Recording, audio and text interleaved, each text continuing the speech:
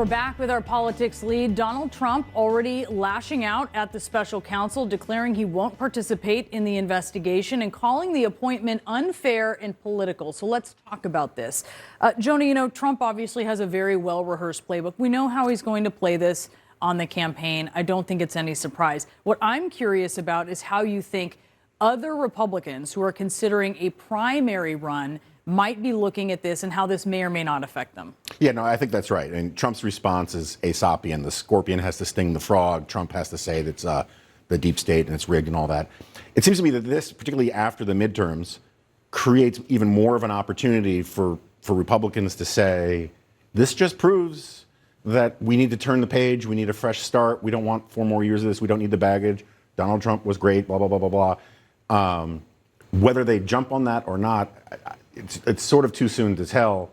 I would guess that that Ron DeSantis will practice his longstanding policy of just not saying anything and letting the events color everything.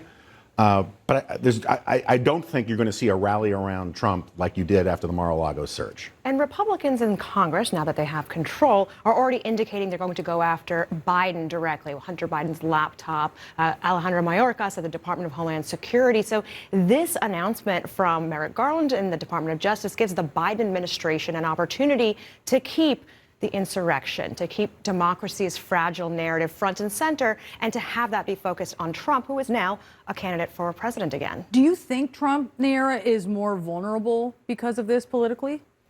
He's certainly more vulnerable legally than he has been in a long time, but the challenge on the left that we're seeing as far as Democrats and their unity is that it might be too little too late, right? That this was something that Democrats would have hoped would have been resolved as part of the follow-up in Congress, the congressional hearings, and now that they've lost control there, having a special counsel does not necessarily get them the wins that they need and the points on the board in time for the presidential. What do you guys think of Jack Smith as the pick here for special counsel? Like I said in the break, it's completely political.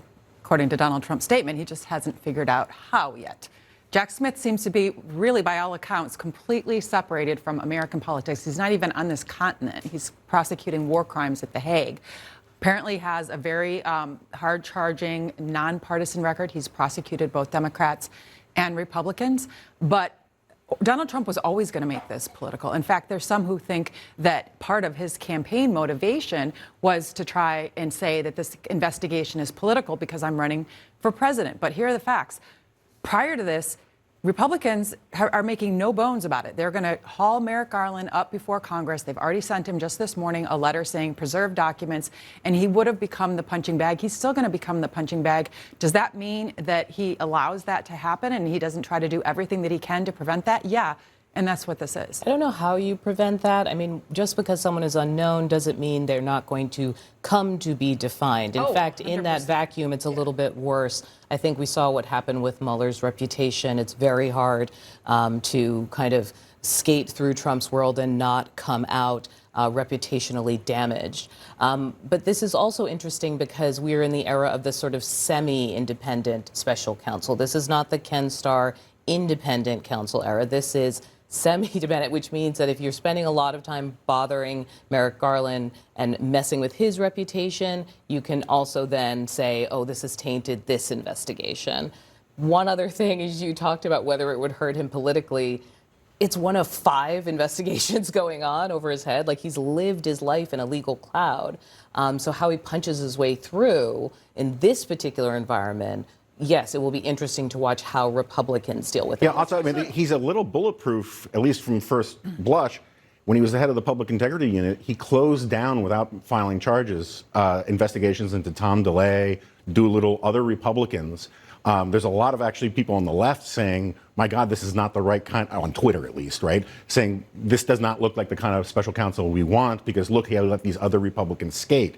I think that is going to be a really hard talking point for Trump defenders to get around, given that he did something that was sort of in the partisan interest of Republicans in the The past. scope of the investigation is going to be interesting, right? That now that it's independent and it can continue potentially past the Biden administration, the Attorney General hinted that he would like the special prosecutor to look at beyond Mar-a-Lago, beyond national security documents, but look at others who may have been involved in supporting the January 6th insurrection. That could include Ginny Thomas, wife of Supreme Court Justice. We'll see where else this goes. Certainly. Neera, you mentioned before Republican control of the House and the investigations that could ensue here. James Comer, who is the incoming chairman of the Oversight Committee, actually spoke with CNN's Pamela Brown about what that could look like as it pertains to President Biden's son, Hunter. There's no plans to subpoena Joe Biden. There are plans to subpoena Hunter Biden. If I were Hunter Biden, Pam, I would want to come before my committee and prove my innocence. Why then would you not subpoena Joe Biden if this is all about Joe Biden? Well, it's complicated to subpoena a president of the United States. Oh, it is complicated, Audie. It's not unprecedented, though. So I wonder what it tells you that he's ruling out doing it at this point.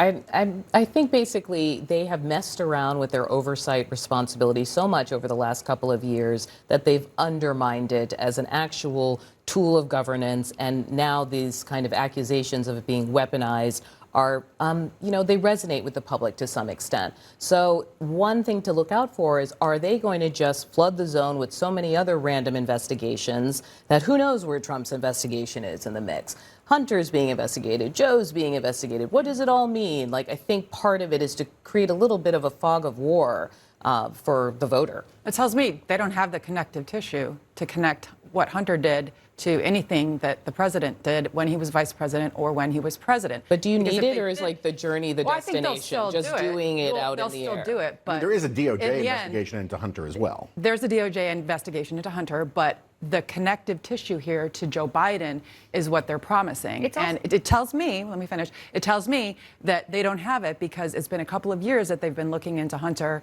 and his laptop. Now, there'll be a lot of investigations, and the reason why there'll be a lot of investigations is because the investigations are the agenda.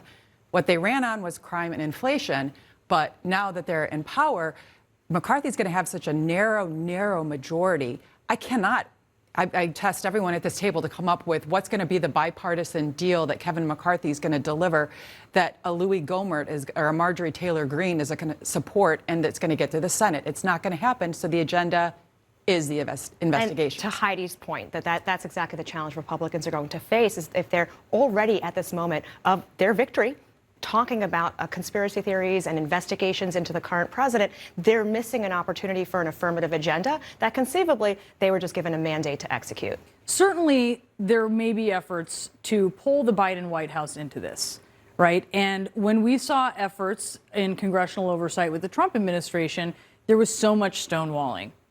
I ask all of you, is the Biden White House going to be any different in that regard, do you think? Does anyone think they will be?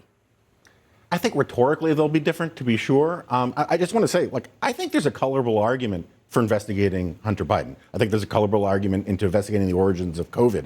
I think there are a lot of these investigations that Democrats didn't want to do and they controlled the House. I just have very little confidence, for the reasons Heidi was getting at, that this Republican Congress with this narrow majority will do anything other than throw out a lot of performative nonsense rather than really getting to the heart of a lot of this. The Biden administration has staked its reputation on this idea of rule of law and democracy. So rhetorically, we'll have to honor that. But also based on past precedent of Democratic administrations, they have not been in contempt of Congress in order to be able to give testimony. There are ways to comply that were not taken by Trump officials. Sure.